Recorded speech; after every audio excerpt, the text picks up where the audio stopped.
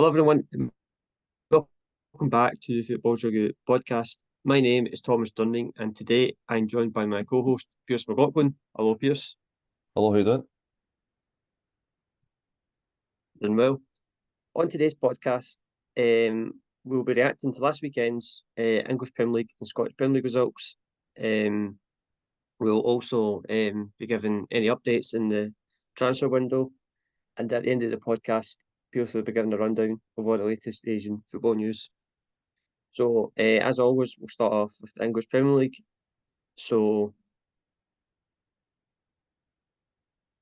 on Saturday, 25th of January, the results finished Brighton 0, Everton 1, Liverpool 4, Ipswich 1, Southampton 1, Newcastle 3, Wolves 0, Arsenal 1, Bournemouth 5, Nottingham Forest 0, Manchester City 3, Chelsea 1.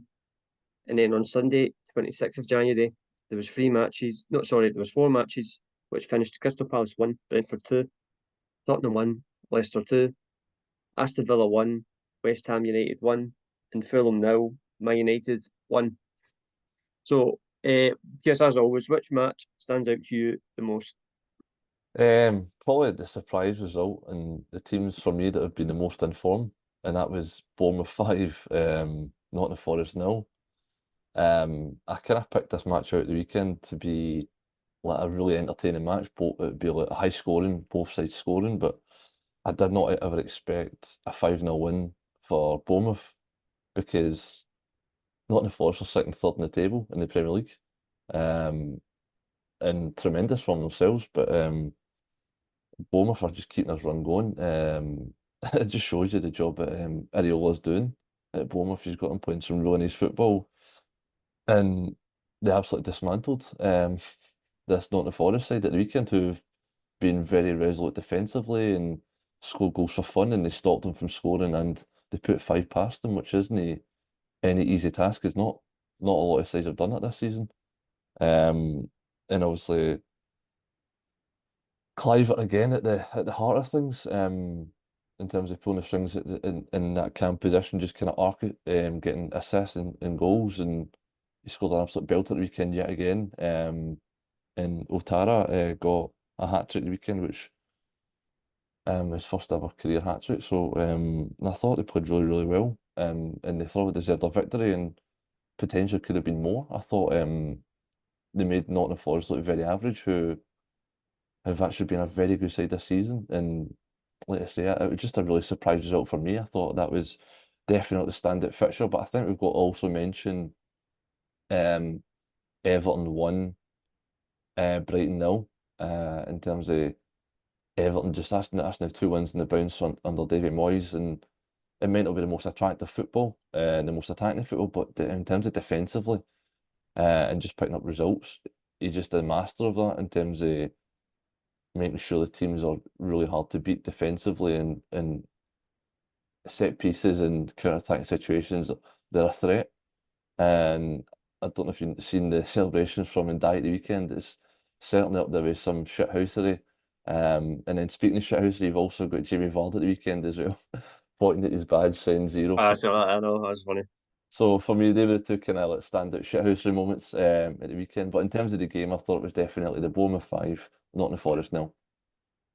Yep, I'd probably say that is the standout match. Even though it's not even that surprising to be fair anymore. I didn't think. I'm not surprised Bournemouth won, but I didn't expect them to win 5-0. Cliver on the score sheet again. I mean, what a season that guy's having. I was really surprised at Nottingham Forest that I didn't, because they've also been really good defensively this season, so I didn't expect them to concede 5 goals. But I think I talk about Bournemouth in the podcast like every week, but I think you have to. And that's them. They're on 40 points right now, so I think they're sixth in the table right now. Um, if they were to get into Europe next season, what a story that would be. Um, and it's a big possibility for them because the way they play, the team that they've got, and you've got to remember they've got a lot. We've talked about this as well. They've got a lot of injuries as well, a lot of big players out. But they're just not. They're just getting on with it. unlike other teams, which I'll get onto in a minute. But and they're just rolling with it, and absolutely what a job Iraola's doing. Um, you know, it's brilliant to see. You know, I never expected Bournemouth to be in this position, but here we are. And then obviously Tottenham yesterday got beat 2-1 off of Leicester. Um, again, just from Tottenham's point of view, it's such a terrible result again for them. I think it for me now. It's beyond. You can't for me for Ange. Like I think it's gone beyond blaming it on injuries. I really do. I really think there's big problems there. I don't think they should sack him. Because I don't see who comes in and makes the situation better. But it is a bit worrying for Ange that Tottenham aren't really going out and signing players. You know, because he's been talking about it quite a lot this month about going out and trying to sign players. But the fact Tottenham aren't really doing it, is that because they're not really wanting to back him because they're going to make a change very soon? For me, it kind of feels like that they're waiting for this semi-final, this big game coming up. I think it's next week because they're 1-0 up in the first leg, and if Tottenham were to win that against Liverpool, they would go into the final. But I don't know. It feels like Ange's on borrowed time a wee bit. Um, and yeah, it's just gone bad from bad to worse. I mean, the form that they're in is it's relegation form. I mean, they're second from bottom in table in terms of results at the moment. You know, only Southampton are worse than them, so the run they're on is really bad. And then obviously Leicester, it was a big win for them because there's been a lot of talk recently about Van Nistelrooy potentially leaving the club because he's not happy with things that are going on. But the fact that they've went away from home and won 2-1, you know, that should give them a lot of confidence going into you know the latter stages of the season. Um, you know, so big result for them. Um, and yeah, so but standout match from me is Bournemouth 5, Nottingham Forest 0. So we'll now move on to the Scottish Premier League results from the weekend. So we had one postponement at the weekend in the Scottish Premier League, and that was Celtic versus Dundee. That was due to stadium damage due to the storm that was in Glasgow on Friday. So the game was called off because of stadium damage.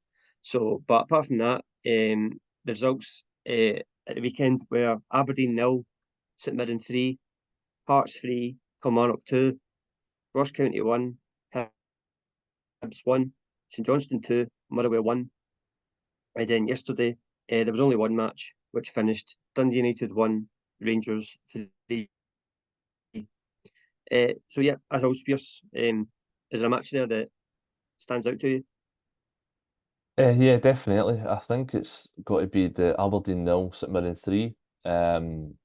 Like you mentioned about Ange's run at Spurs, what about Jimmy Tillin's run with Aberdeen? I think it's getting to the stage where it's getting a wee bit worrying because if he didn't have such a good start to the season, they'd have been long gone in terms of being sacked as manager of Aberdeen.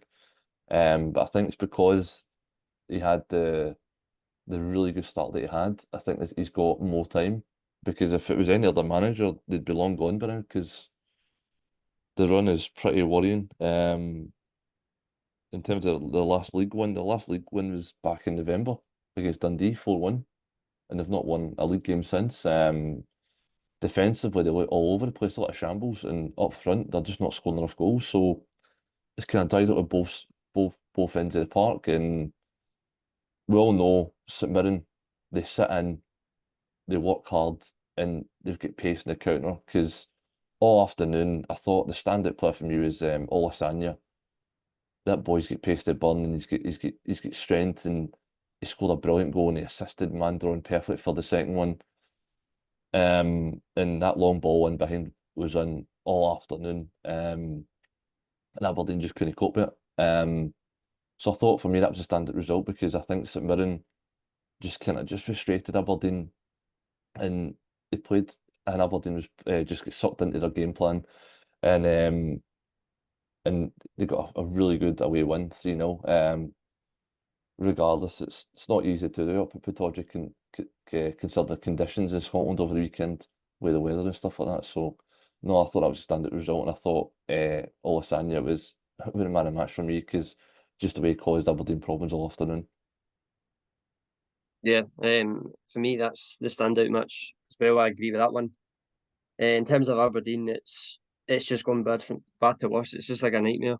This run that they're on, I never thought. I mean, we all know about the start to the season they had. I mean, how brilliant it was. I always knew they would drop off, but I didn't think it'd be this bad. It's a long. I don't know the exact number, but that's a long time in the league they've gone without a win now. Um, you know, they have made signings this January. So Jimmy Tillin's been back, but I don't know what's going on at the moment. They just can't buy a win, and the goals that they're conceding are dreadful. I mean, I don't know if you saw the first goal, when Rubezic and the goalkeeper get mixed up, and then Olasanya's there for St Mirren to tap it in. It's just, and then the second goal's not great as well from Rubezic. I mean, I don't know. He just kind of lets Olasanya go down the line, doesn't really tackle him, and then Olasanya uh, pulls it back for Mandron to tap it in. So it was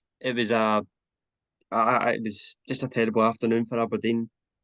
Um, I mean, I can't believe I'm even saying this, but like, I don't think for Jimmy Thelin, he's under any pressure to get sacked or anything. I mean, I can't even believe saying that, because I was saying, it feels like last week I was saying that he was going to be manager of the year. Now I'm talking about him potentially could be leaving the club, but I don't think that'll happen. I think he's got enough credit in the bank for that to not be the case. But it's a bad result for them again. And I don't know where their next result's going to come from. Um, it's really crazy to see the drop off. But that's definitely my standout result. Just a quick mention of St Johnstone 2, Motherwell 1. So obviously that was a win for St Johnstone. A much needed win for them. They're still bottom of the table. They're 7 points adrift. I mean, for me, I think it is still a bit too. The gap is too big for them to claw back. But I mean, it is a big win for them, and yeah, thought it was worth mentioning. But yeah, I agree with you. Aberdeen also been a free is my standout result. Um, so now we'll talk about transfers in Scottish Premier League. It's been since the last week for us. It's been a busy week in terms of for Celtic's point of view. So obviously Celtic, they were in the Champions League last week. They defeated Young Boys 1-0, which secured them a playoff position.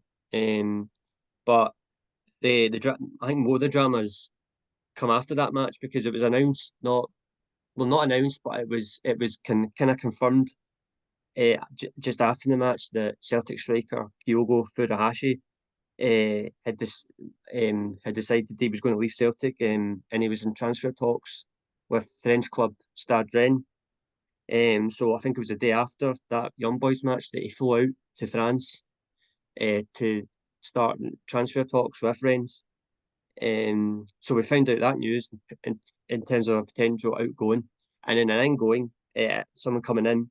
We also found out that former Celtic player Jota was in talks to come back to Celtic.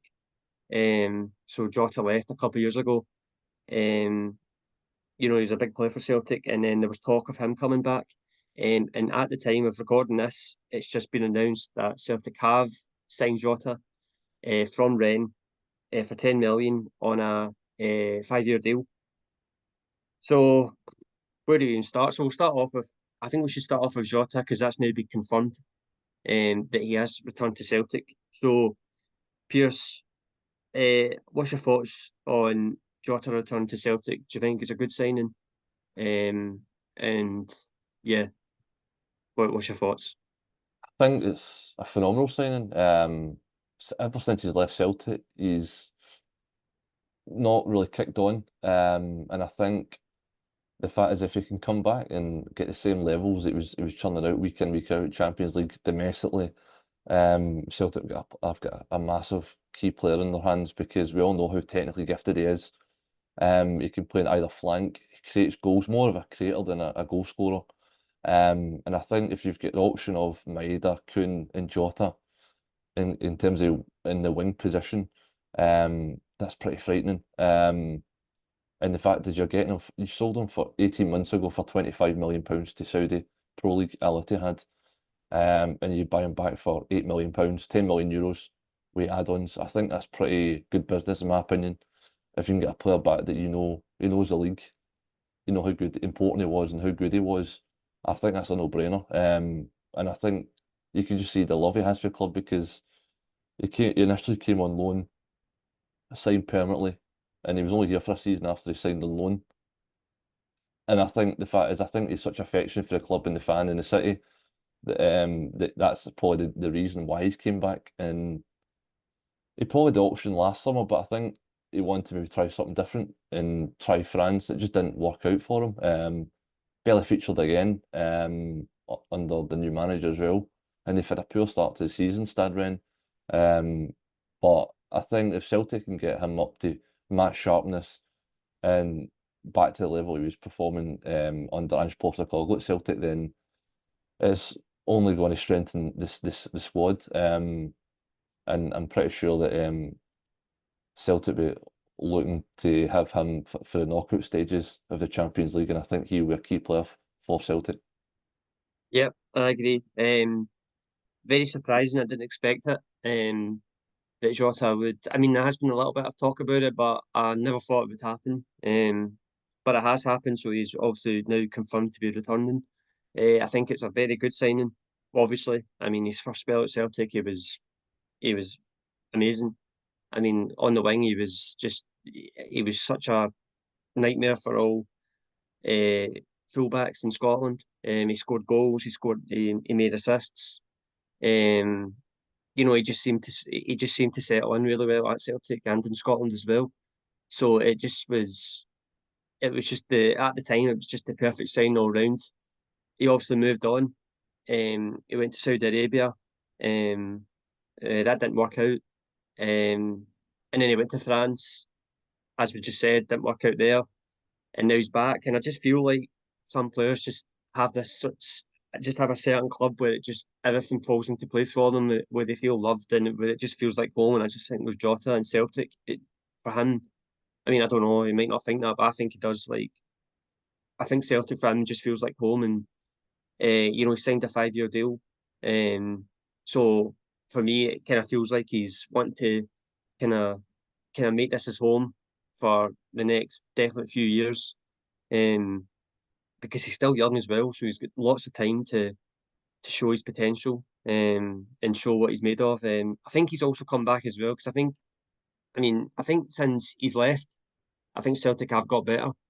Both obviously in Europe, where Celtic are much better.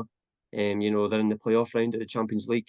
He's probably seen that's kind of appealed to him, and then obviously the manager as well. Because when Jota first left, Brendan Rodgers has just been appointed as Celtic manager, and Brendan Rodgers did say that he was disappointed that he didn't get to work with Jota, because he said that was one of the things that made him excited to return, was the fact he was going to work with a player like him. The fact that didn't happen, um, you know, he said he was disappointed. So the fact that he is going to get to work with him, it's good all round as well. And yeah, I just think for it just makes sense all round. It's a big signing, and it'll be interesting to see how he kind of fares into this Celtic team, because it is a different Celtic team to the one he left. Not totally different, but slightly different. Its style of play as well, different as well. So it'll be interesting to see how he gets on in a Celtic shirt the second time. So yeah, that's confirmed. Jota back to Celtic. Um, and now we move on to the outgoing, which for me it was I never expected this. Same as the Jota one. This was a big surprise. Obviously now it's not confirmed yet. Might be confirmed while we record this, but Kyogo Furuhashi is set to sign for Stade Rennes. Pearse, what's your thoughts? Well, this is kind of a shock to me. Like, it was directly after the game, and bearing in mind, Kyogo in the game against Young Boys, he started the game, um, and then Brendan Rodgers in the press conference on Friday confirmed that he wanted to leave for several months now, and that he's not going to stand in the way of a player that wants to leave, and he feels as if he's doing this for the benefit of the player, even though he doesn't want to lose him. But I feel as if the fee and the timing is not great, because I think 10 million, although he is 30-year-old, I think it will cost more than 10 million to replace someone of that quality. Because let's look at Adamida, to be honest. 9.5 million you spent in the summer, but would you say he's anywhere near Kyogo's level? Absolutely not. There's a massive drop off there. He's a different caliber of player. He's a really good player, but if you look at his record in front of goal recently, it's not been great. I think it's 13 games without a goal for Adamida. 6 starts in there as well. So in terms of Kyogo, I just feel such a shock because he didn't seem as if he was unhappy or he wanted to leave. Like, he doesn't give that impression. Because usually the body language, but he's always happy, always cheery. He's always playing, and he's performing not the best goal scoring wise, but he's still performing the level that he performs in terms of his pressing off the ball, his work rate, and he just link up play and stuff like that with the team. So I thought maybe that he'd be staying at least until the summer. I think mid-season, obviously qualifying for the knockout stages for Celtic is a massive achievement, and I think having him in the squad would be more beneficial in terms of Celtic potentially progressing. And also if the news that Jota coming to Celtic would be strengthening the squad, but I think with losing Kyogo is massively weakening your striking options because you only have Adamir as out and out striker, potentially Maeda in the middle, but I think Maeda's better out on the left. Rotation between him, Jota, and Kuhn now, but I think losing Kyogo at this time of year and for that price tag, um, it's a massive blow for Celtic, and I think they'll spend a lot more money trying to replace him. And I just feel as if, because the fact is they've I think only a week left of the window, um, it's going to be hard to find a replacement, and clubs will know that Celtic are looking for a striker, and they'll put that price tag up like they did with Norwich did with Adamida. So I think Celtic might even look for something short term until the summer, maybe a loan, or someone that's more experienced. Because I think if you're looking to buy someone that's young potential, and they've been linked with Mattis Kvartsen from Brøndby, I think rumoured to be 10 million, but I think even that might not even be enough because they don't want to lose him mid-season as well. So it could be potential Celtic might even have to rely on Adamida till the end of the season. I think in terms of domestic, it could be enough, but I think if you get an injury, then it's going to be really, really hard to replace those goals. And like you say, it's not just the goals, it's the work rate and everything. So I think for me, it was a massive shot, and I think losing Kyogo would be terrible news for Celtic. And I think going to someone like Stade Rennes, they're only above the relegation. And George Sampaoli, the manager, went in only in November, and they're on the back of 5 defeats in a row, and they're not scoring enough goals. And I think that's their issue. I don't know if he will be the solution to that problem, and there's been no confirmation because he went over to France on Thursday. And there's been rumours online circulating, but it's just rumours that he maybe potentially failed his medical because obviously we all know he's got that shoulder issue, and he keeps putting off the surgery, so you never know. He could still be in a Celtic shirt, he could be confirmed later on today or tomorrow as a Rennes player. We just have to wait and see. But in terms of Celtic's point of view, I think it'd be a massive mistake letting him go. Yeah, it was a big shock. To be fair, I never expected it. It just came out of the blue. But in terms of Celtic point of view, um, I mean, is it a mistake? I wouldn't say. I mean, I'd slightly disagree. I don't think it would be a mistake, in my opinion. I think it would be a mistake in terms of the timing.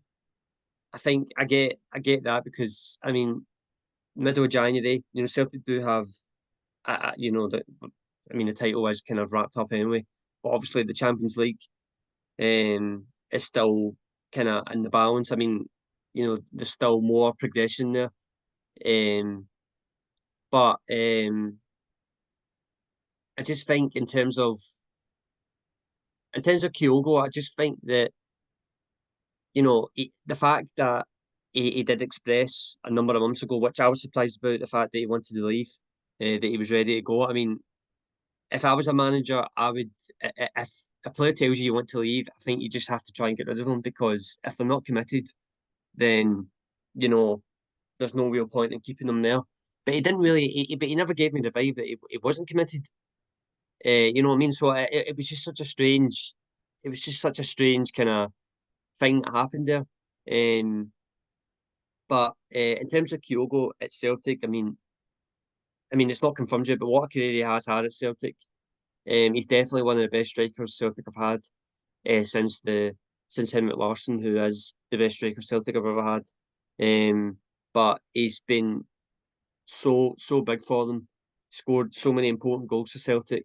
You know, he's become a fan favourite. You know, every single Celtic fan just you know loves him and adores him. And for to have a legacy like that for any player, I think any player would dream of a legacy like that. So that in terms of Celtic career, that's I mean, is brilliant for him. He had in terms of working under Brendan Rodgers, it hasn't really. I wouldn't say it's not worked out. He definitely isn't the same player he was under Ange. You know, I think he suited Postecoglou's Celtic career, Celtic management better because style of play, because it was a bit more end to end. There was much more space. It was a bit faster under Ange, whereas with Rodgers, it's we all know it's much more. It's a bit slower. You keep the ball more, and I think with Kyogo, he doesn't really find the space enough to to kind of get his goal. So I think under Rodgers, he isn't the same player. I don't know if that's to do with his thinking as he wants to move on. I think it's just merely to do with the fact that he just wants a new challenge and he kind of wants to challenge himself in a better league. To be fair, you know, in my opinion, could he have done better in Stade Rennes? I think he could have. You know, there was talk in the last summer, that Man City were looking at him. You know what I mean? And the fact he's ended up going to Stade Rennes, and as you said, the form that they're in, the manager is a bit for me for Kyogo. I kind of worry about him under the manager because Sam Powley is he is a bit of a he's a bit of a hothead. He is a bit crazy.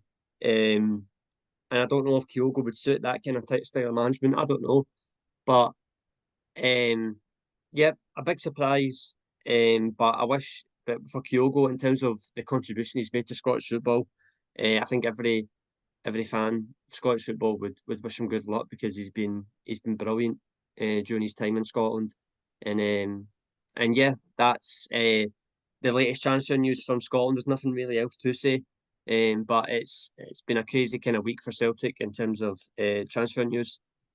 So yeah, that's the news. So for the final part of the show, Pearse will now give his Asian football roundup. Yeah, so for the final part of the show, there's been some Asian football news in terms of it's been announced that Guangzhou FC that they will play their home matches at the the Guangzhou World Cup Stadium, starting from this season, the 2025 season, from starting from March. Since 2020, the club have been playing at the auxiliary stadium, so the kind of smaller ground across from the stadium, using temporary seating. However, they have faced criticism for poor turf quality and inadequate facility management at the site. So it's now been confirmed that they will play at their old venue, which they haven't used since 2020, but they have been using for the Asian Champions League. So that's breaking news there in terms of Guangzhou FC. And FIFA has rejected the Chinese Football Association's request to extend Son Jun-Ho's suspension in China to a global ban. Um, this decision allows Son to join clubs outside of China. He was temporarily banned from playing football because he was apparently involved in like, match fixing, which that turned out to be not true. So I think you can say he had to stop playing in football in general, but he managed to play last year a couple of matches in Korea, and I think now he's that ban's now been lifted, that he can now play football freely outside of China, which is great news, not just for him but also for the national team, because he's someone that's been greatly missed in that kind of defensive midfield role. And that is all your latest Asian football news. Thank you, Pearse, and thank you everyone for listening to this episode of the Football Chuggu Podcast. This podcast will be available to listen to on the Football Chuggu YouTube channel and also Football Chuggu website. Thanks for listening and see you soon. Bye-bye.